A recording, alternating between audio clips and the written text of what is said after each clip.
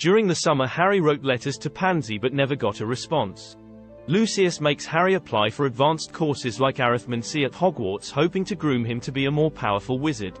Returning back to Hogwarts with Malfoy, Harry learns that the school was on high alert and that the Ministry of Magic was keeping a close eye when they learned about Moody and rumors of Voldemort. Dumbledore announces that the Ministry has installed Delores Umbridge as the new defense against the dark arts professor. Harry finally gets a chance to talk to Pansy, asking why she never wrote back. Pansy says her parents wouldn't let her write back, but that she really meant to. Harry finds it odd, but also notices that Umbridge is harsh on Pansy. In their first class, Pansy storms off after Umbridge accuses Pansy of lying about Voldemort returning.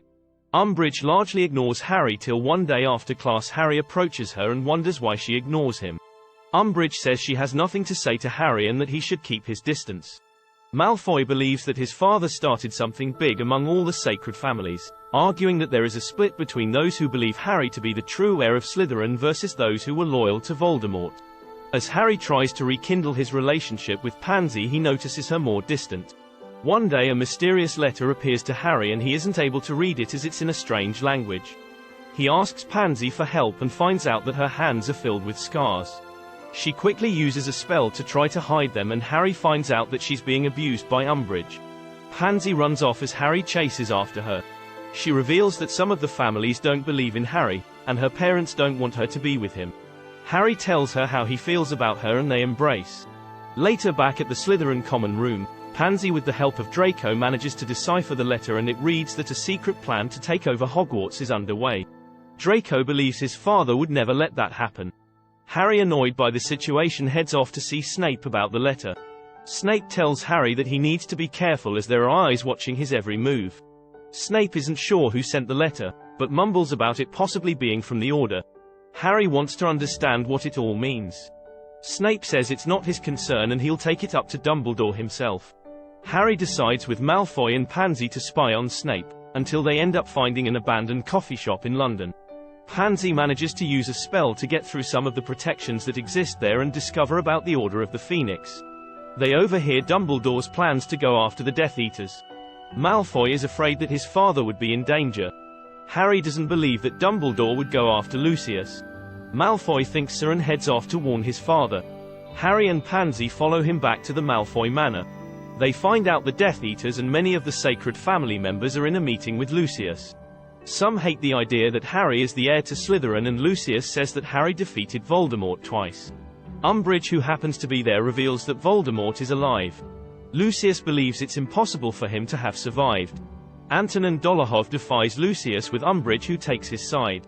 Some take Lucius' side, while Antonin says that Harry is a half-blood and that the true heir to Slytherin should be a pure blood.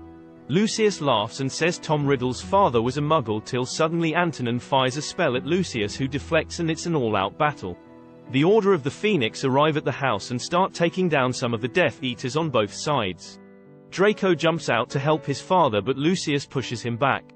Dumbledore arrives and Lucius tells him not to interfere. Dumbledore notices Harry and Pansy, who are hiding, and tells them to leave.